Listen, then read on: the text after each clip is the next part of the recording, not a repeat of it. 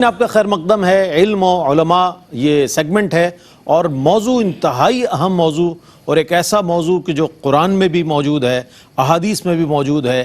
ARYQ T V پر پیش ہونے والے پروگرامز کا اکثر پروگرامز کا موضوع یہی ہوتا ہے، علماء حضرات اسی پر بیان فرماتے ہیں۔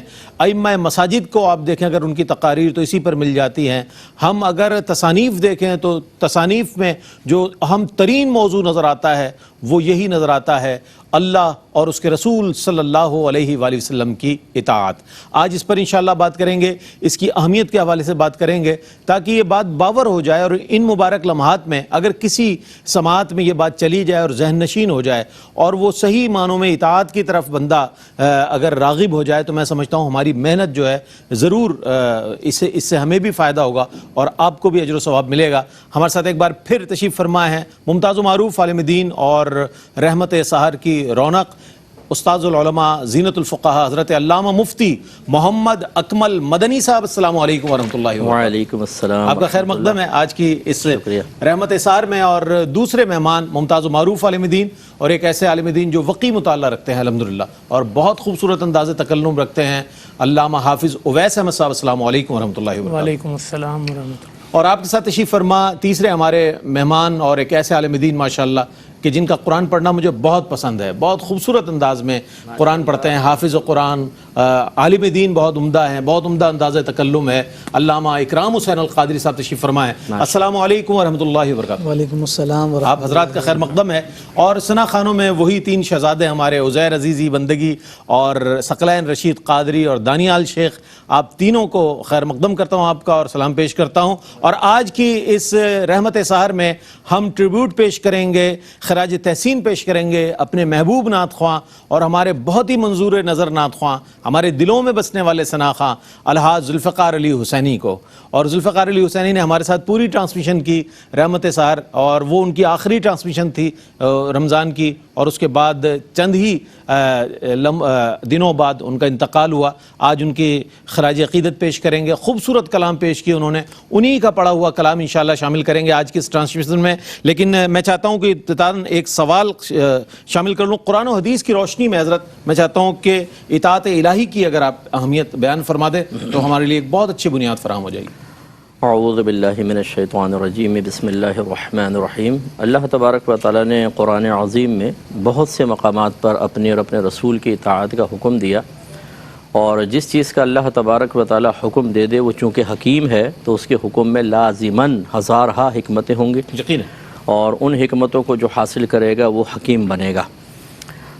چنانچہ اللہ تعالیٰ نے فرمایا قل اطیعوا اللہ والرسول، کہیں فرمایا حبیب کریم صلی اللہ علیہ وسلم آپ ان لوگوں سے فرما دیجئے کہ اللہ اس کے رسول کی اطاعت کرو۔ سبحان اللہ۔ کہیں فرمایا ومن یطع اللہ والرسول فاولئک مع الذین انعم اللہ علیہم من النبیین والصدیقین والشہداء والصالحین وحسن اولئک رفیقا۔ جو اللہ تعالیٰ اس کے رسول کی اطاعت کرے وہ آخرت میں ان کے ساتھ ہوگا جن پر اللہ نے انعام فرمایا، یعنی انبیاء علیہم السلام، صدیقین، شہداء اور صالحین، اور یہ کیا ہی اچھے ساتھی ہیں۔ کیا بات، سبحان اللہ۔ آپ اندازہ کریں، یعنی اللہ اس کے رسول کی اگر اطاعت کی جائے، انسان اپنے نفس سے مقابلہ کرے، شیطان کو دور کرے، مخلوق کے اثرات اپنے پر مرتب نہ ہونے دے، دنیا میں رہنے کے باوجود اس کی آلائشوں سے محفوظ کرے تو یہ آزمائشیں کم نہیں ہیں، لیکن اس کے بعد پھر انعام بھی اتنا بڑا ہے کہ جس انعام کی کوئی لمٹ ہی آپ محسوس نہیں کر سکتے ہیں کہ کتنا بڑا اللہ تعالیٰ کا انعام ہوگا۔ اور یقیناً انبیاء علیہ السلام صدیقین کے ساتھ وہی ہوگا جو اللہ جس سے راضی ہوگا۔ اسی طریقے سے اللہ تبارک و تعالیٰ نے کہیں لعلکم ترحمون فرمایا اپنی اطاعت کے اوپر، اور نبی کریم صلی اللہ علیہ وسلم کی اطاعت کے بارے میں بھی اللہ تعالیٰ نے جیسے اس میں بھی ضمناً ہے اور کئی مقام پہ ارشاد فرمایا۔ بس سمجھنے کی بات یہی ہے کہ اطاعت کا مطلب ہوتا ہے اللہ تبارک و تعالیٰ کا، اس کے رسول کا حکم ماننا۔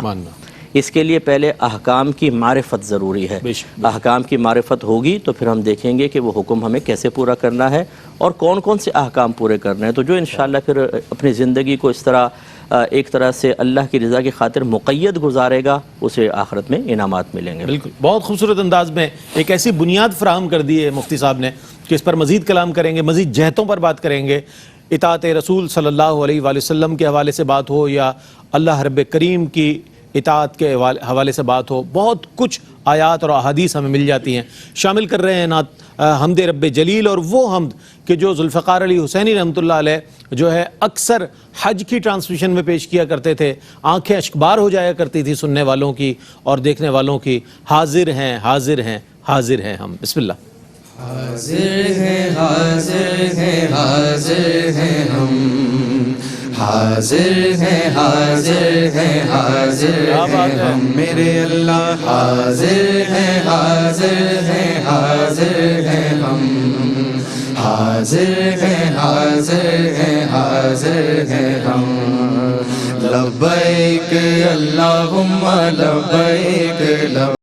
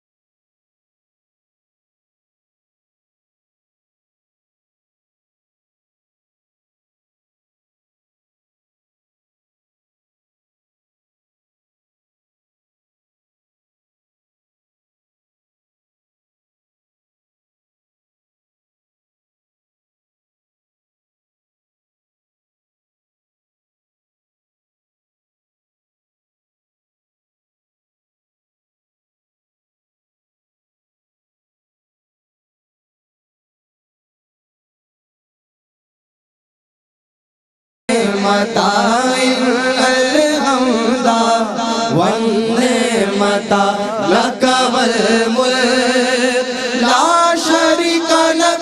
حاضر ہیں حاضر ہیں حاضر ہیں ہم، حاضر ہیں حاضر ہیں حاضر. سبحان اللہ سبحان اللہ. حاضر ہیں حاضر ہیں حاضر ہیں ہم. یہ بھی اطاعت ہے. یہ بھی فرما برداری ہے کہ بندہ اپنے رب کے حضور حاضر ہو کر یہ کہے کہ لبیک اللہم لبیک، حاضر ہوں اے میرے رب، میں حاضر ہوں۔ تو اس اعتبار سے آج موضوع بھی ہمارا اللہ کی اور اس کے رسول صلی اللہ علیہ وآلہ وسلم کی اطاعت ہے، اس حوالے سے ہم بات کر رہے ہیں۔ اچھا علامہ صاحب یہ فرمائیے گا کہ اطاعت کا مفہوم اور حقیقی جو اس کا تصور ہے، اگر اس پر آپ روشنی ڈال دیں اور چند جملے ارشاد فرما دیں تو میں سمجھتا ہوں کہ اس کے حوالے سے بھی کچھ تصورات جو ہیں سامنے ہیں۔ بسم اللہ الرحمن الرحیم۔ اطاعت کے معنی یہ ہوتے ہیں کہ پیروی کرنا، کسی کی بات ماننا۔ جب ہم یہ کہتے ہیں کہ اللہ اور اس کے رسول کی اطاعت کرنا تو اس کا معنی یہ ہے کہ جس چیز کا اللہ اور اس کے رسول نے حکم دیا ہے اس پہ عمل کرنا، اور جس چیز سے اللہ اور اس کے رسول نے روکا ہے اس سے رک جانا۔ قرآن کریم میں اگر ہم اطاعت کے حوالے سے دیکھیں تو اس کا جو مادہ ہے اطاعت کا وہ ہے طوعن، جس کو قرآن نے استعمال کیا۔ مگر دلچسپ بات یہ ہے کہ اس طوعن کو قرآن نے کرہن کے مقابلے میں استعمال کیا ہے۔ اچھا، کرہن کے معنی ہوتے ہیں کسی چیز کو تسلیم تو کرنا مگر مجبوری سے، اور طوعن کو قرآن نے استعمال کیا ہے کہ جس چیز کو تسلیم کرنا دل سے تسلیم کرنا۔ علامہ صاحب کمال کر دیا آپ نے، میں چاہتا ہوں اس پر مزید آپ سے کلام سنوں، چونکہ اتنی اچھی بنیاد آپ نے فراہم کی ہے اس جواب کی کہ اس پر مزید انشاءاللہ آپ سے کلام سنیں گے اور آپ سے اس سے گفتگو آپ سے لیں شامل کریں گے۔ ایک مختصر سا وقفہ ہے، وقفے کے بعد لوٹتے ہیں، مجھے امید ہے آپ کا ہمارا ساتھ رہے گا۔ آپ کا خیر مقدم ہے علم و علماء میں، آج موضوع ہے اللہ اور اس کے رسول صلی اللہ علیہ وآلہ وسلم کی اطاعت، اور اس حوالے سے علامہ مفتی محمد اکمل مدنی صاحب نے بہت خوبصورت مختصر لیکن جامع کلمات ارشاد فرمایا، اور اس کے بعد علامہ حافظ اویس احمد صاحب نے کمال اپنے جواب کا آغاز فرمایا کہ اطاعت جو ہے ایک مجبوراً ہوتی ہے اور ایک سپردگی کے ساتھ ہوتی ہے، آمادگی کے ساتھ ہوتی ہے۔ میں چاہتا ہوں اس کو وہیں سے جی بالکل، اطاعت کا مفہوم میں بیان کر رہا تھا قرآن کریم سے کہ قرآن کریم نے اطاعت کی جو بیس ہے، مادہ ہے طوعن، اس کو مقابل استعمال کیا ہے قرآن میں کرہن کے۔ کرہن کے معنی ہوتے ہیں کسی چیز کو ماننا مگر مجبوری سے، اور طوعن کسی چیز کو ماننا دل و جان سے۔ رب کائنات فرماتا ہے وَلَهُ أَسْلَمَ مَنْ فِي السَّمَاوَاتِ وَالْأَرْضِ طَوْعًا وَكَرْهًا، آسمان و زمین میں جو بھی ہے مجبوراً ہو یا رضامندی سے ہو، اسی کے آگے سر نگو۔ زمین و آسمان کے لیے کہا فقال لها وللارض ائتیا طوعا او کرہا قالتا اتینا طائعین۔ کیا بات، زمین و آسمان سے اللہ نے کہا میری بارگاہ میں آ جاؤ، کس طرح آؤ گے، مجبوری سے یا رضامندی سے؟ زمین و آسمان نے کہا اتینا طائعین، ہم رضامندی سے اطاعت کے ساتھ تیری بارگاہ میں آئیں گے۔ تو اطاعت کا اس سے تصور، اس تقابل سے یہ واضح ہوتا ہے جو قرآن ہمیں بتانا چاہتا ہے، اللہ کو اگر مانو تو رضا و رغبت کے ساتھ مانو۔ کفار نے بھی اللہ کا کلام سنا تھا اور صحابہ نے بھی سنا تھا، لیکن صحابہ نے کس طرح سنا؟ یوں کہا سمعنا و اطعنا غفرانک ربنا و الیک المصیر، ہم نے سنا تو اپنے آپ کو سرنے، اور مسلم کہتے ہی اسے ہیں۔ مسلم کے معنی ہے اپنے آپ کو جھکا دینا، اللہ رب العالمین کے حکم کے سامنے اپنے آپ کو پیش کر دینا۔ تو یہ اطاعت کا ایک مفہوم ہے قرآن کریم سے کہ ہم اللہ پاک کی اطاعت کریں تو رضا و رغبت کے ساتھ کریں۔ دیکھیں ہماری جو باڈی ہے وہ ہماری مرضی کے بغیر عمر کے ساتھ ساتھ ہم بڑے ہوتے ہیں، بال ہمارے جسم پہ اگ آتے ہیں، یعنی یہ ہمیں بتا رہے ہیں کہ جسم کا ایک سسٹم ایسا ہے جو اس کی اطاعت میں ہے اور وہ خود بخود ہو رہا ہے اپنے اختیار کے بغیر۔ آپ کے جسم کا ایک حصہ اللہ کی اطاعت میں ہے، یہ سارا میکینزم اللہ جو کی اس مرضی نے سے ایک چل رہا ہے۔ فطرت سے بنایا ہوا ہے، فطرت اللہ۔ لیکن تم اپنے آپ کو بھی تو کائنات کی بولی میں شامل کرو نا۔ آسمان اطاعت کر رہا ہے، زمین اطاعت کر رہی ہے، پانی اطاعت کر رہے ہیں، درخت اطاعت کر رہے ہیں، سورج اطاعت کر رہا ہے، چاند اطاعت کر رہا ہے، تو بندے تو کہاں ہے؟ تو نے الگ بولی کیوں لگائی ہوئی ہے؟ اسی بولی میں اپنے آپ کو سما دے اور لا الہ الا اللہ محمد الرسول اللہ، اور اس کے آگے اپنے آپ کو جھکا۔ بہت اچھی بات ارشاد فرمائی۔ اچھا علامہ حافظ اکرام حسین القادری صاحب کی جانب بڑھتے ہیں۔ ایک سوال یہ بھی ہے کہ آیا اللہ اور اس کے رسول صلی اللہ علیہ وآلہ وسلم کی اطاعت کیوں ضروری ہے؟ فرمائیے گا، میں چاہتا ہوں اس پر کچھ کلام۔ بسم اللہ الرحمن الرحیم۔ دیکھیے رئیس بھائی، اللہ اور اس کے رسول صلی اللہ علیہ وآلہ وسلم کی اطاعت ہی کیوں ضروری ہے، اس پر جب ہم بات کریں تو میں تمہیدی طور پر چند باتیں عرض کرنا چاہتا ہوں۔ دیکھیے انسان کی جو بقا ہے اور انسان کے سکون، اطمینان اور اس کے امن اور سلامتی کے لیے ضروری ہے کہ انسان کے ساتھ متصل 4 اشیاء محفوظ رہیں. اچھا. نمبر 1 جان، جان، مال، عقل اور نسب. جب یہ جان، مال، عقل اور نسب محفوظ رہتی ہیں تو انسان کا وجود بھی باقی رہتا ہے، وہ امن اور سلامتی کے ساتھ رہتا ہے. انہی چاروں میں سے اگر کسی کو ضرب لگنے لگتی ہے تو اس ضرب کے نتیجہ میں انسان جو ہے وہ ایک طرح سے تذبذب کا شکار ہو جاتا ہے. اب یہاں سوال یہ پیدا ہوتا ہے کہ جب اللہ رب العزت نے انسان کو پیدا کیا اور ان چاروں کی حفاظت کے ذریعے سے اس کی بقا ہے، اس کی فنائیت سے حفاظت ہے، تو پھر ان کی حفاظت کے لیے کسی کی بات مانی جائے کہ یہ چاروں چیزیں محفوظ ہو جائیں، تو سوال یہ پیدا ہوا کہ پھر کس کی بات مانی جائے؟ کس کے احکامات جو بنائے ہوئے ہیں ان پر عمل پیرا ہوں گے تو یہ چیزیں محفوظ ہو جائیں گی. تو اس کا ایک جواب یہ آئے گا کہ جناب سارے انسان مل کر کوئی قانون اور ضابطہ بنا لیں، اس کے ذریعے سے یہ چاروں چیزیں محفوظ ہو جائیں گی. تو فوراً جواب آئے گا کہ ہر انسان کی اپنی سوچ، اپنی فکر، اپنا مطمع نظر ہوتا ہے. تو اگر یوں کیا جائے گا تو یہ تو چونچوں کا مربع ہو جائے گا، کوئی بھی اس پر عمل نہیں کر سکے. چلو انہوں نے کہا کہ سارے نہیں ملا کرتے، لیکن ایک خاص ایلیٹ کلاس کو لے لیا جاتا ہے، خاص طبقے کو لے لیں، بھائی وہ قانون بنا کے دے دے، پھر اس پر سارے عمل درآمد کر لیں. یہاں کہا کہ یہاں پر تو وہ پریورٹیز اور جو ترجیحات ہیں اس کا تعین مشکل ہو جائے گا. صحیح بات. جس طبقے نے بنائے قانون وہ اپنی ترجیحات کو پہلے رکھے گا اور اپنے اسٹینڈرڈ کو سامنے رکھے گا، تو اس سے دوسرا جو طبقہ ہے اس کی حق تلفی ہوگی. یہ بھی ممکن نہیں. جواب یہ آیا کہ جناب انسان کا قانون نہیں چلنے والا، چلیں کسی غیر انسان سے بنائیں. پہلا سوال، آخر غیر انسان آپ کو کیوں بنا کر دے؟ اس کا کیا فائدہ ہے؟ اس کا کیا مفاد ہے کہ وہ آپ کو کوئی قانون بنا کے دے کہ یہ چاروں چیزیں محفوظ ہو جائیں؟ تو یہاں پر بھی سوال یہ نشان لگ جاتا ہے. پھر فرمایا کہ اب کس کا حکم مانا جائے کہ جس کے نتیجے میں چاروں چیزیں محفوظ ہو جائیں؟ پھر ایک ہی ذات نظر آتی ہے کہ جس نے جان بھی بنائی، مال بھی بنایا، عقل بھی بنائی، نسب کی حفاظت کا انتظام اور اہتمام بھی کیا. اسی نے قانون اور ضابطہ دے دیا، اصول دے دیا، ان احکامات کے مطابق عمل کرتے رہو، تمہاری یہ چاروں چیزیں محفوظ ہو جائیں گی. پھر سوال یہ پیدا ہوا کہ وہ جب قادر مطلق ہے، وہ براہ راست کسی سے کلام کرے، اسے تو رسالت مل جاتی ہے، تو پھر وہ احکامات جو ہے کس کے ذریعے سے دنیا میں آئے؟ فرمایا کہ پھر وہ کامل اور اکمل ذات رسالت مآب صلی اللہ علیہ وآلہ وسلم تمہارے درمیان ہے کہ جو اپنی زبان سے کوئی کلام ہی نہیں کرتے، ان کا کوئی عمل اللہ کی مرضی کے خلاف ہی نہیں ہوتا. وہ جو حکم تمہیں دیتے ہیں وہ رب ذوالجلال ہی کی جانب سے عطا کیا ہوتا ہے، اور وہ تو ایسے ہیں کہ جنہیں دشمن بھی صادق اور امین کہتے ہیں. تو فرمایا کہ جب اللہ رب العزت کی جانب سے امانتاً احکامات لے کر مصطفیٰ اپنے درمیان موجود لوگوں کو وہ احکامات دے رہے ہیں اور اس پر پھر عمل پیرا ہو کر لوگ اپنی ان اشیاء کو محفوظ کر رہے ہیں، تو پھر وہ یقیناً امن اور سلامتی کی جانب جا رہے ہیں. یہاں انتشار کب پیدا ہوگا؟ انتشار تب پیدا ہوگا جب انسان اپنی مرضی کرے گا، اپنی مرضی کے مطابق جان، مال، نسب اور عقل کو محفوظ کرنے کی کوشش کرے گا. احتمال باقی ہے کہ اس پر میں نے عمل کیا، فلاں کی بات اگر میں نے مان لی تو اس کے نتیجے میں ممکن ہے کہ فائدہ ہو جائے، ممکن ہے کہ نقصان ہو جائے. لیکن اللہ اور اس کے رسول صلی اللہ علیہ وآلہ وسلم کے احکامات اور ان کی اطاعت اور ان کی فرما برداری ایسی فرما برداری ہے کہ جس میں نقصان کا کوئی شائبہ ہی نہیں. وہ جو حکم دیتا ہے وہ انسان کے اپنے فائدے اور بقا کے لیے دیتا ہے. مصطفیٰ جو عمل کرتے ہیں وہ ذات رسالت مآب صلی اللہ علیہ وسلم سے اس عمل کا ظہور تو ہے، لیکن وہ رہتی دنیا تک کی انسانیت کے لیے اسوہ اور رول ماڈل بن جاتا ہے، مشعل راہ بن جاتا ہے. اس لیے فرمایا کہ اللہ اور اس کے رسول کی اطاعت ہی کیوں ضروری ہے؟ تو اس کا جواب صرف اور صرف اتنا ہے، آخر انسان ان دو ہستیوں کی تعلیمات، ان کے احکامات اور ان کی اطاعت کو کیوں نہ تھام لے، ان کے پیچھے کیوں نہ چل پڑے کہ جن کے نتائج اور ثمرات میں صرف فائدہ ہی فائدہ ہے، مضر اثرات سے وہ اپنے آپ کو محفوظ کر لے. یہی وہ سبب ہے کہ اللہ رب العزت اور اس کے رسول صلی اللہ علیہ وآلہ وسلم کی اطاعت تمام قسم کی اطاعت پر مقدم ہوگی. جو ان دو ہستیوں کو پا لیتا ہے وہ گویا کہ دنیا میں امن اور سلامتی کا گہوارہ بن کر خود بھی ایک ٹھوس طریقے سے اپنی زندگی کو بسر کر رہا ہے. کیا کہنے، قرآن کے حکم کے مطابق تو یہ سوال سمجھ لیں سوال ہوتا ہی نہیں ہے، لیکن چونکہ ایک لوگوں کے سوچ کا زاویہ ہوتا ہے، فکر ہوتا ہے، کسی ذہن میں یہ سوال آ سکتا ہے کہ آیا اللہ اور اس کے رسول بات ہی کیوں ضروری ہے؟ تو اس پر بہت اچھے طریقے سے علامہ حافظ اکرام حسین القادری صاحب نے بیان فرمایا. چونکہ قرآن کا حکم ہے تو ازروع قرآن نبی کریم علیہ الصلوۃ والسلام کی اتباع کے جو احکامات ہیں، میں چاہتا ہوں اس پر کچھ روشنی ڈالیے گا.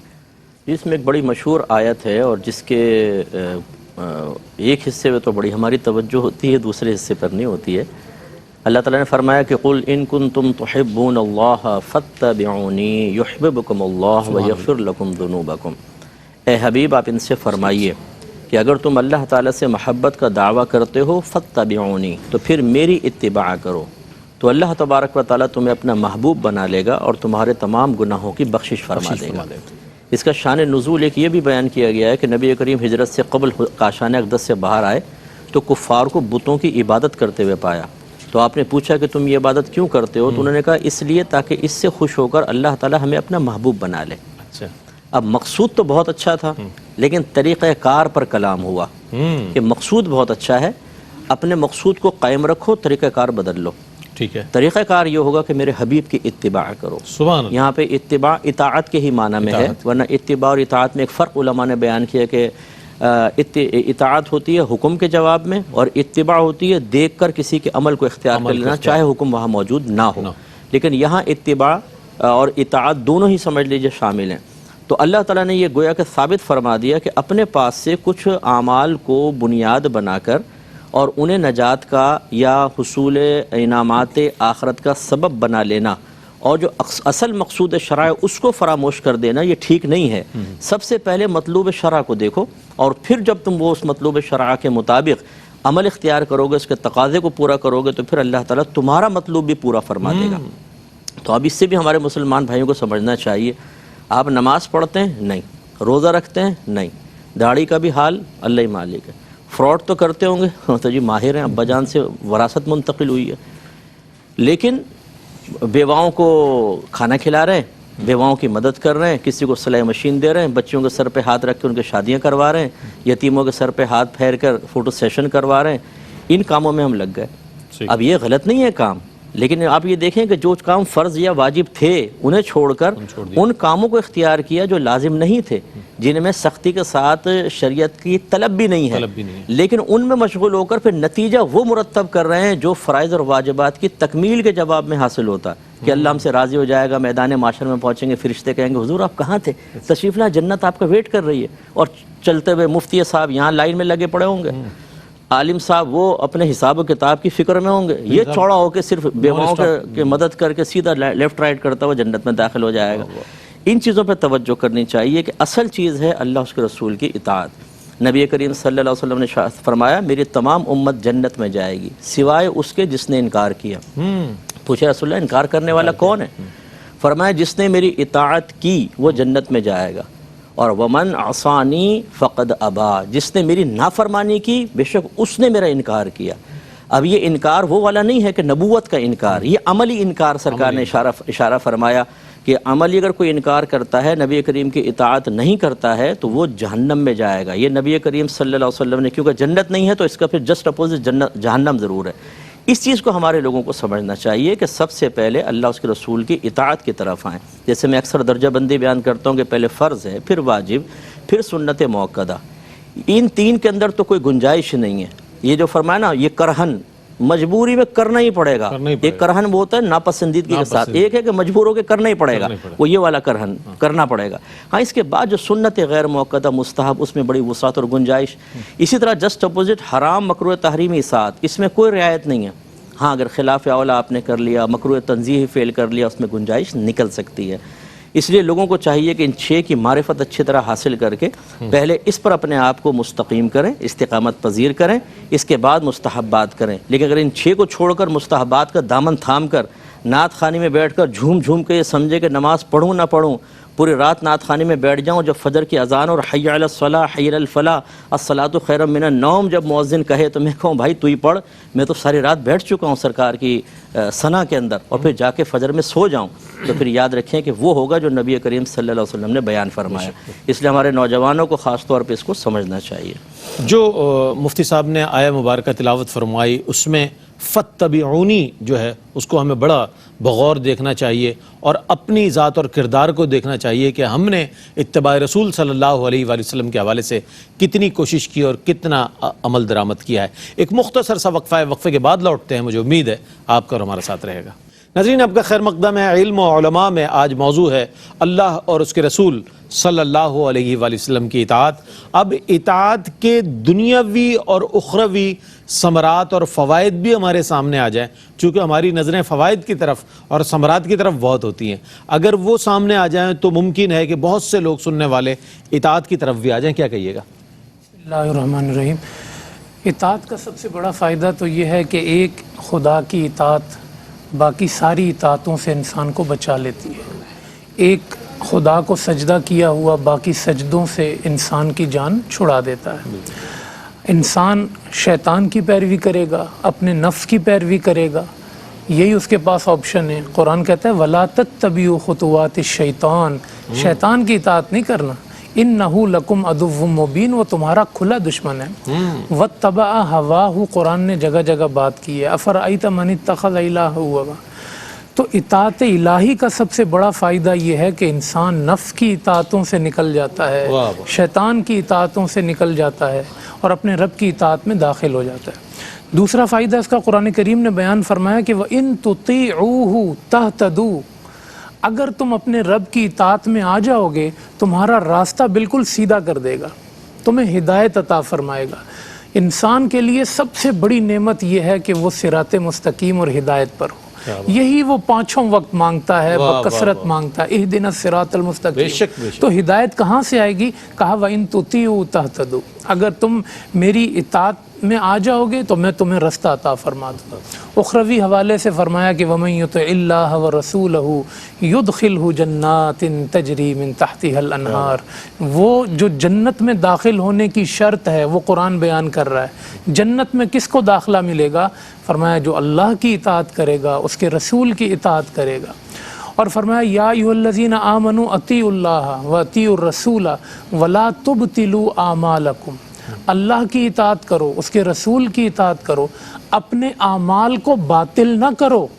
یعنی اگر اللہ اور اس کے رسول کی اطاعت کے علاوہ انسان دنیا میں اور اطاعتوں میں لگا رہا، اس کا ہر عمل بطلان کا شکار ہوگا، اس کا ہر عمل گمراہی کا شکار ہوگا، اس کا ہر عمل جہنم کی طرف لے جانے والا ہوگا. تو پھر یہ فوائد انسان اگر اپنے سامنے رکھ لے کہ اسے ہدایت نصیب ہو جائے، اسے خدا کا قرب نصیب ہو جائے، اسے سیدھا رستہ نصیب ہو جائے اور آخرت میں جنت نصیب ہو جائے، تو صرف ایک راستہ اس کے پاس بچتا ہے، وہ اطاعت خداوندی کا راستہ ہے، اطاعت رسول صلی اللہ علیہ وسلم کا. کامیابی، فلاح اور جتنا اس کے اوپر ہم بات کریں وہ ہے ہی اطاعت میں. اللہ اور اس کے رسول صلی اللہ علیہ وآلہ وسلم کی اتباع اور اطاعت دنیاوی کامیابی ہو یا اخروی کامیابی ہو. اس پر مزید کلام کریں گے. شامل کر رہے ہیں نعت رسول مقبول صلی اللہ علیہ وآلہ وسلم. آج خراج تحسین پیش کیا جا رہا ہے الحاج ذوالفقار علی حسینی رحمۃ اللہ علیہ کو. بسم اللہ.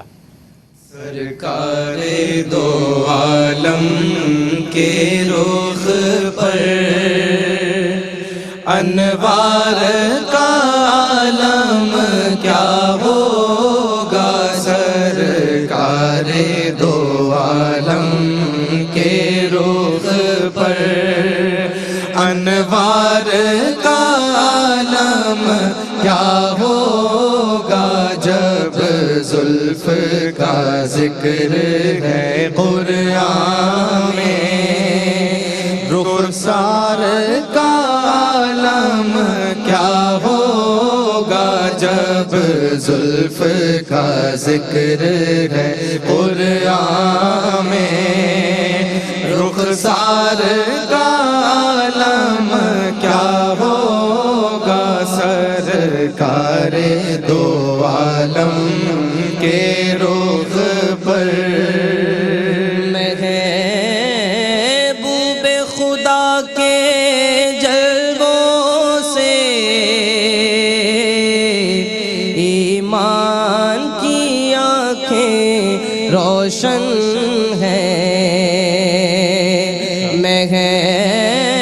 محبوب خدا کے جلووں سے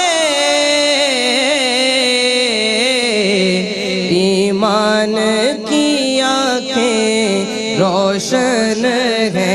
بن دیکھے دیکھے گی جب یہ عالم ہے دیدار کا عالم کیا ہوگا بن دیکھے گی جب یہ عالم ہے دیدار کا عالم کیا ہوگا سرکار دو عالم کے رخ پر جب سن کے صحابہ کی باتیں کفار مسلمان ہوتے تھے جب سن کے صحابہ کی باتیں کفار مسلمان ہوتے تھے پھر دونوں جہاں کے سرور کی گفتار کا عالم کیا ہوگا سرکار دو عالم کے رخ پر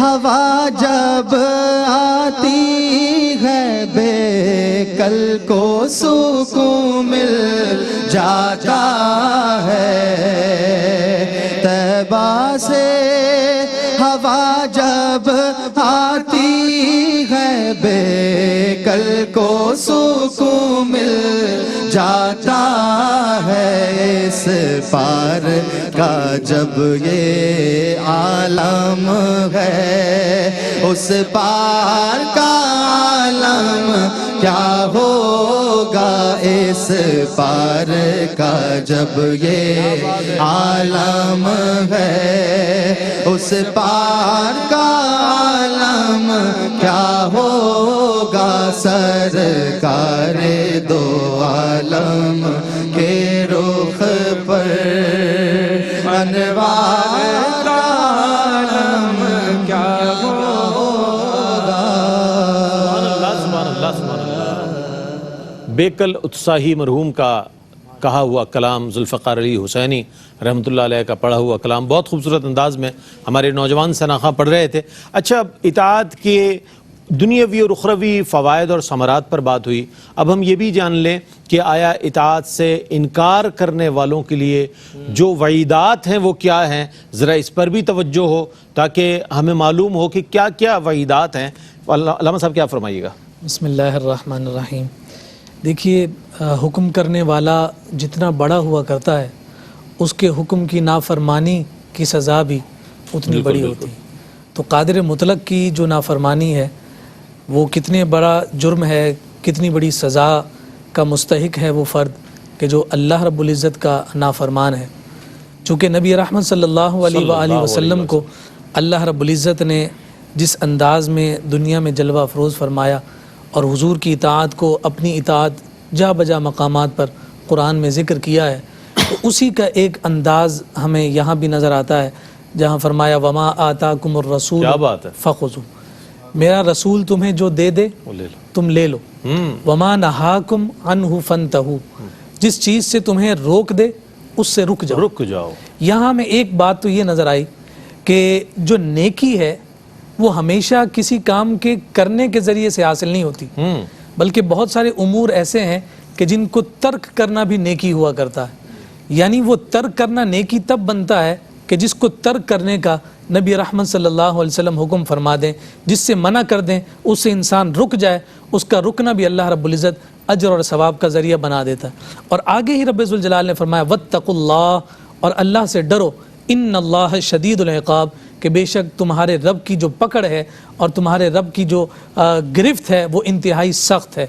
تو اللہ رب العزت کی نافرمانی کے وعیدات میں جو پہلی ہمیں نظر آتی ہے وہ یہ نظر آتی ہے کہ رب ذوالجلال اپنے نافرمان بندوں کی جب گرفت فرمائے گا، ان سے حساب کتاب لے گا، تو اس کا حساب اور اس کا کتاب انتہائی سخت ہے، جس کی جانب خود ارشاد فرمایا ان بطش ربک لشدید، کہ بے شک تمہارے رب کی جو پکڑ ہے وہ بہت سخت ہے۔ اچھا، پھر ایک اور مقام پر قرآن مجید فرقان حمید نے ذکر کیا وَمَن يَتَعَدَّ حُدُودَ اللَّهِ فَقَدْ ظَلَمَ نَفْسَهُ، یعنی جنہوں نے اللہ رب العزت کی حدود کو پھلانگا، کراس کیا، انہوں نے کسی کا نقصان نہیں کیا، انہوں نے اپنی ہی جانوں پر ظلم کیا ہے۔ جو اپنی جان پر خود ظلم کرے اور جو اپنا دشمن خود بن بیٹھے، تو بتائیے کہ اس سے بڑا نادان اور کون ہو سکتا ہے۔ اور دوسرے مقام پر فرمایا عاقبت کے حوالے سے وَمَن يَتَعَدَّ حُدُودَهُ يُدْخِلْهُ نَارًا، کہ جنہوں نے اللہ رب العزت کی نافرمانی کی، اس کی حدود کو پھلانگا، کراس کیا، رب ذوالجلال کی حکم عدولی کی، تو فرمایا کہ پھر ان کا ٹھکانہ جو ہے وہ جہنم ہے۔ اب یہ دنیاوی طور پر بھی اخروی طور پر بھی یہ وعیدات ہمارے سامنے اس طریقے سے آ رہی ہیں۔ اور جیسے قبلہ مفتی صاحب نے جو آیت ذکر فرمائی فَاتَّبِعُونِی یُحْبِبْکُمُ اللہ، اگلی ہی آیت میں اللہ رب العزت نے فرمایا قُلْ اطیعوا اللہ والرسول فَإِن تَوَلَّوْا فَإِنَّ اللَّهَ لَا يُحِبُّ الْكَافِرِينَ، اگر تم نے روگردانی کی، اگر تم نے جو ہے صرف نظر کیا، رخ پھیرا، تو اللہ رب العزت کافروں کو پسند نہیں کرتا۔ اسی جانب قبلہ مفتی صاحب نے اشارہ فرمایا تھا کہ کفر سے مراد، انکار کرنے سے مراد کیا ہے؟ یہی جانب ہے کہ جو نافرمان نہیں ہے اور اللہ رب العزت کے حکم کی عدولی ہے، رب ذوالجلال انہیں کسی طور پر پسند نہیں فرماتا۔ رب ذوالجلال کی ناپسندیدگی، اس سے بڑھ کر قہر اور کیا ہو سکتا ہے؟ اس سے بڑھ کر وبال کیا ہو سکتا ہے؟ اس سے بڑھ کر عذاب کیا ہو سکتا ہے؟ بس دعوت فکر یہی ہے کہ قادر مطلق کے احکامات کی بجا آوری کے لیے حضور علیہ الصلوۃ والسلام کی ذات کو آئیڈیل اور رہنما بنا کر حضور کے پیچھے چل پڑیں۔ رب ذوالجلال تمام آزمائشوں سے ہمیں نجات اور حفاظت عطا۔ بہت خوبصورت، بہت پرمغز گفتگو آپ تک پہنچ رہی ہے۔ علامہ مفتی محمد اکمل مدنی صاحب، علامہ حافظ اویس احمد صاحب، علامہ اکرام حسین القادری صاحب بہت عمدہ کلام فرما رہے ہیں اس موضوع پر۔ ایک مختصر سا وقفہ ہے، وقفے کے بعد لوٹتے ہیں۔ مجھے امید ہے آپ کا اور ہمارا ساتھ رہے گا۔ آپ کا خیر مقدم ہے علم و علماء میں۔ آج موضوع ہے اللہ اور اس کے رسول صلی اللہ علیہ وآلہ وسلم کی اطاعت۔ اب اس اطاعت کے حوالے سے بہت عمدہ آج گفتگو ہوئی اور آپ تک پہنچی۔ میں مفتی اکمل صاحب سے جاننا چاہوں گا، حضرت یہ فرمائیے گا کہ اساتذہ اور والدین کی اطاعت اگر اللہ اور اس کے رسول کی اطاعت کے سامنے برسر پیکار ہو جائے، یعنی کہ ہمیں ایک طرف والدین اور اساتذہ کو رکھنا ہے اور ایک طرف اللہ اور اس کے رسول کی اطاعت کو، تو ایسی صورت میں کیا کریں؟ والدین اور اساتذہ کی جو ہے نافرمانی کی جائے، کیا فرمائیے گا اس حوالے سے؟ اولاً تو ایک حکم قرآنی ہے، اللہ تعالیٰ نے فرمایا کہ اطیعوا اللہ و اطیعوا الرسول و اولی الامر منکم، اللہ کی اطاعت کرو، اس کے رسول کی اطاعت کرو، اور ان کے جو تم میں حکم والے ہیں، جن میں سے ایک قول تو ہے حکماء کے بارے میں کہ جو حاکم اسلام ہے اس کی اطاعت وہ حکم والے ہیں۔ اس کے علاوہ فقہاء اور مجتہدین کے بارے میں بھی کہا گیا۔ اس کے علاوہ اس کو مطلق جنہوں نے رکھا، انہوں نے کہا کہ اس میں جن کو اللہ تعالیٰ نے آپ کے اوپر رکھا ہے، جن آپ کا ماتحت بنایا، ان کا حکم ماننا، جیسے ماں باپ ہیں، اساتذہ ہیں، یا مشائخ عظام ہیں، علماء عظام کی اطاعت، یہ سب یہاں مراد ہے۔ اس کا مطلب ہے کہ اللہ تعالیٰ اس کے رسول کی اطاعت کے تابع رہ کر جب وہ حکم دیتے ہیں تو ہمیں ان کی اطاعت بھی لازم ہوتی ہے۔ اس سے ہمارے کچھ چند بھائی بہن یہ بھی سمجھ لیں کہ بولتے ہیں یہ تو نہ قرآن میں نہ موجود ہے، مولویوں نے خود بنا لیا ہے۔ جیسے بعض بہنیں کہتی ہیں کہ نقاب کے بارے میں کہ بھئی کہاں ہے قرآن و حدیث میں؟ اب جب علماء کہہ رہے ہیں تو یہ عین شریعت ہے، کیونکہ جب آپ قرآن حدیث کا حکم مانتے ہیں، قرآن و حدیث کیا ہے؟ شریعت، تھیوری۔ تو جب اللہ تعالیٰ نے فرما دیا کہ اولی الامر کا حکم مانو، تو بس اس کا مطلب ان کی اطاعت کرنی ہے۔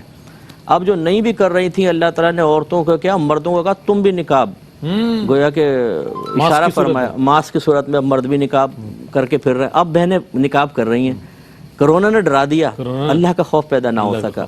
اب آ جاؤں اس طرف، اب اس طرف کہ دیکھیں اطاعت تو لازم تھی لیکن مشروط رکھی، اطیعوا اللہ و اطیعوا الرسول۔ علماء نے فرمایا دونوں کی اطاعت میں لفظ اطیعوا آیا، اطیعوا اللہ اطیعوا الرسول، لیکن اولی الامر منکم سے پہلے اطیعوا نہیں لے کر آئے، اس کی وجہ یہ بیان فرمائی کہ اللہ کی اطاعت مستقل ہوگی، اس میں سوچ بچار ہے ہی نہیں، سمجھ میں آئے نہ آئے، پسندیدہ ہو یا نہ ہو، ماننا ہے۔ اسی طرح نبی کریم کی اطاعت میں بھی آنکھیں بند کر کے پیچھے چلنا ہوگا، کیونکہ وہ وحی خفی کہلاتی ہے، وہ اللہ کا ہی حکم ہوتا ہے، زبان رسول سے بیان کیا جاتا ہے۔ لیکن اولی الامر منکم میں ان کے علاوہ چونکہ خطا کے امکانات ہیں، اسے ایک ترازو پہ پرکھنا ہوگا۔ اگر وہ اللہ تعالیٰ اس کے رسول کے حکم کے موافق ہے تو اطاعت ہوگی، لیکن اگر اس کے مخالف ہے تو نبی کریم نے خود ارشاد فرمایا کہ مخلوق کی اطاعت خالق کی معصیت میں جائز نہیں ہے۔ اچھا اچھا، حتیٰ کہ اعلیٰ حضرت نے لکھا کہ اگر ماں باپ غلط بات کا بچے کو حکم دیں تو وہ ان کا اطاعت حکم نہیں مانے گا، اب چاہے وہ ناراض ہوں چاہے بد دعائیں دیں، وہ خاموش ہو جائے، بدتمیزی بھی نہ کرے، آنکھوں میں آنکھیں ڈال کے گفتگو نہ کرے، انہیں ان کی غلطی کا احساس دلانے کی کوشش نہ کرے، لیکن اطاعت نہیں کریں گے۔ اور یہ اس مسئلے پہ بیان کیا کہ جب ماں باپ میں جھگڑا ہو جائے تو ایسا نہیں کر سکتا کہ ماں کی فیور میں باپ کی نافرمانی کرے یا باپ کی فیور میں ماں کی نافرمانی کرے، اسے نیوٹرل رہنے کا حکم ہے۔ تو بس اب یہ خلاصہ کلام ہے، اب ہمیں اس پہ سوچنا چاہیے۔ امی کہتی ہیں بیٹی سے کہ بیٹی دیکھ خاموش رہنا، میں جو بولوں بولنا نہیں ہے۔ وہ آئیں 28 سال کی بیٹی یہ کہتی ہیں بھی تو 18ویں میں لگی ہے، اور بیٹی سر ہلا رہی ہے، آج تک آملیٹ انڈا نہیں بنایا، اور کہتی ہے ایسا کھانا بناتی انگلیاں چاٹتے رہ جائیں گے آپ، اور واقعی چاٹتے رہ جائیں گے، سامنے تو کچھ ہوگا ہی نہیں، وہ بنائے گی تو رکھائیں گے نا اس کو تو انگلیاں چاٹیں گے۔ اور وہ بچے یہ نہیں کہہ رہے ہوتے کہ ہاں وہ ہاں میں ہاں ملا رہے ہیں۔ اسی طریقے سے اگر ماں بیٹیوں کہتی ہے بھابھی سے جھگڑا ہو گیا، دیکھو جب بھائی آئے نا خبردار جو تم نے میرے خلاف بولا، بیٹا گھر میں آئے گا تمہاری بیوی نے ایسا کیا ایسا کیا، بولو نا، بہنیں کہتی ہاں ہاں بالکل ایسا کیا۔ یہ دیکھیں یہ اب یہ معصیت میں شامل ہو رہی ہیں اور اس بیچاری کے گھر خراب کر رہے ہیں۔ خلاصہ کلامی اسی طرح باس حکم دے دیتا ہے بعض اوقات۔ اب ایک صاحب نے مجھے کہا، میں اس محکمے کا ذکر نہیں کرتا ہوں، کہتا ہے کہ جی میں کیا کروں مفتی صاحب، افسران بالا جو گورنمنٹ ہمیں فنڈز وغیرہ دیتی ہے وہ سارے خود کھا جاتے ہیں، یا جھوٹے مطالبات منوا کے فنڈ لے لیتے ہیں، آپس میں بانٹ لیتے ہیں، مجھے سب سائنمنٹ کرنے پڑتے ہیں، میں کیا کروں، بہت سی غلط چیزوں میں مجھے اطاعت کرنی پڑ جاتی ہے، میں کیا کروں، اور گورنمنٹ جاب ہے۔ اب بہرحال میں نے کہا تم تو پل صراط پہ کھڑے ہو، اللہ کی مانو گے تو تم یہ ان سے ڈسے جاؤ گے، اور ان کی مانو گے تو پھر اللہ تبارک و تعالیٰ کی غریب بڑے شدید ہے۔ اس لیے ہمت کرو تو ہجرت کرو یہاں سے، اور نہیں کر سکتے تو جواب کے لیے پھر تیار رہو آخرت میں۔ خلاصہ کلام یہ ہے کہ انسان کو ایک باطنی غیرت کو جگانا ہوگا، اللہ تعالیٰ اس کے رسول کی اطاعت میں کسی سے کمپرومائز نہیں، اس میں یقینی سی بات ہے کہ ہر چیز میں فائدہ حاصل نہیں ہوگا، بہت سی چیزوں میں ہمیں مخالفتیں بھی بھگتنی پڑیں گی۔ جیسے علماء نے فرمایا کہ جب تم نیکی کا حکم کرنا اور برائی سے روکنا شروع کر دو گے تو یہ چیز دنیا میں تمہارا کوئی دوست نہیں چھوڑے گی، ہر ایک ناراض۔ اب میں آپ کی بولی بولوں، آپ میری بولیں، آپ میری پیٹھ تھپکائیں، میں آپ کی تھپکاؤں گا، لیکن اگر آپ نے میرے خلاف بولا، میں نے آپ کے خلاف، وہ چاہے کتنا صحیح کیوں نہ ہو، یہ ہمارے ہاں ظرف کی کمی ہو گئی ہے، ہم فوراً ناراض ہو جاتے ہیں، ایک منٹ میں سلسلہ عقیدت منقطع ہو جاتا ہے۔ میں تو بڑا بھگتا ہے نا، ابھی 7ویں آسمان پر ہیں، 2 منٹ میں ہم کو ایسی بات بول دیں جو مزاج کے خلاف ہو، 2 منٹ میں زمین پہ پہنچا دیں گے، 2 منٹ میں میدان معاشر میں آپ کی گرفت کروں گا میں۔ ہاں یعنی وہ اتنا دھمکی آمیز میسیجز ہوتے ہیں کہ ہم کانپ جاتے ہیں کہ بھائی خدا کے واسطے اللہ کے ولی ہمیں بخش دے، بڑی مہربانی، انہوں نے گستاخی کر دی تیری شان میں۔ تو خلاصہ کلام یہ ہے کہ اللہ اس کے رسول کی اطاعت کرنی چاہیے، اگر اس کے مخالف کسی کا حکم ہے تو پھر اس پہ غور و تفکر کریں، اپنے آپ کو کیسے اس سے محفوظ رکھنا ہے، بہرحال اللہ اس کے رسول کو فوقیت دینی ہے۔ اور بس ایک جملہ جو ہمیشہ کہتا ہوں کہ اس کے لیے پہلے آپ کو علم حاصل ہونا چاہیے، کہ اگر میں ماں کی مان رہا ہوں، باپ کی، باس کی، استاد کی، پیر کی مان رہا ہوں تو کہ یہ حکم اللہ اس کے رسول کے حکم سے ٹکرا تو نہیں رہا، یہ معرفت بھی تو ضروری ہے نا، تو اسی معرفت حاصل کریں، اور جن جن کی معرفت حاصل ہے اس میں کم از کم ضرور احتیاط۔ بہت اچھی بات مفتی صاحب نے ارشاد فرمائی، اللہ اور اس کے رسول صلی اللہ علیہ وآلہ وسلم کی اطاعت میں تو نو کمپرومائز، کوئی اس کے اندر کسی قسم کا کوئی دوسری رائے نہیں ہو سکتی۔ ہاں دیگر جو لوگ ہیں ظاہر ہے وہ ان سے خطا بھی سرزد ہو سکتی ہے، ظاہر ہے اساتذہ ہیں یا والدین ہیں، وہ کسی اور بات کی طرف بھی لا سکتے ہیں، لیکن اللہ اور اس کے رسول کا حکم اٹل ہے اور اسی کی ہمیں اتباع کرنی ہے اور اسی کی پیروی کرنی ہے۔ اچھا اب یہ بھی جاننا چاہیں گے ہم کہ صحابہ اکرام رضوان اللہ تعالیٰ علیہم اجمعین اور دیگر بزرگان دین کس طریقے کا انداز رکھتے تھے کہ وہ اطاعت بھی کرتے تھے اور لوگوں کے ساتھ بھی ان کا تعلق رہتا تھا، کیا فرمائیے گا؟ بسم اللہ الرحمن الرحیم۔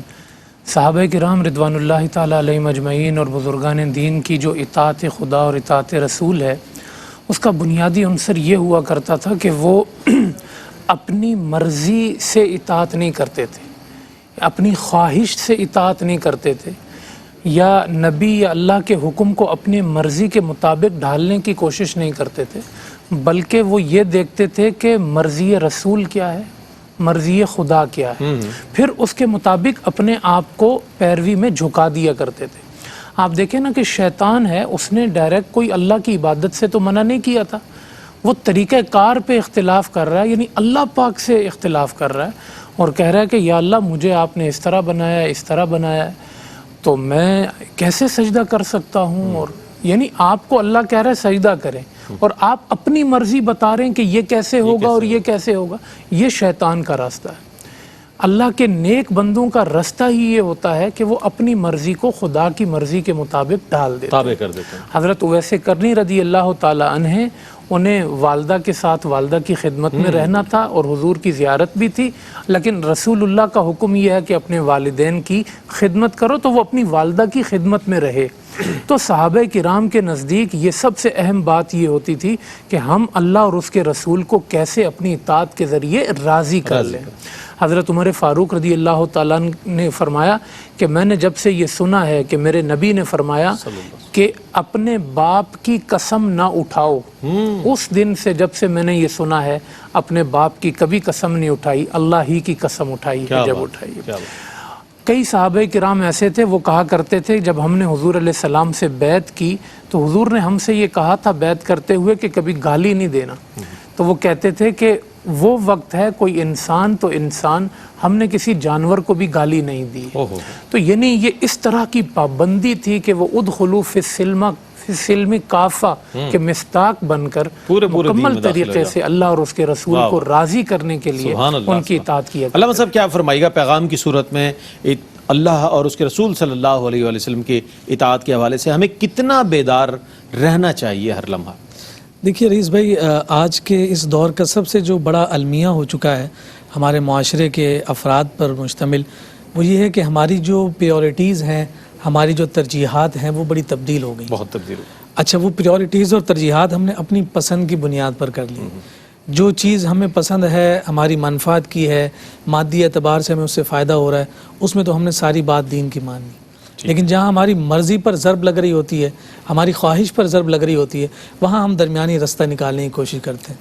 قبلہ مفتی صاحب علامہ صاحب نے جو بات ذکر کی اسی جانب ہے کہ اللہ اور اس کے رسول صلی اللہ علیہ وسلم کی پسند کیا ہے، ہمیں اس پسند کو دیکھنا ہے۔ بالکل، حضور علیہ السلام نے اگر کسی کے گھر کو محل نما دیکھا اور ناپسندیدگی کا صرف اظہار فرمایا، انہوں نے کدال لیا اور اسے زمین کے ساتھ ملا دیا، میرے رسول کو پسند نہیں۔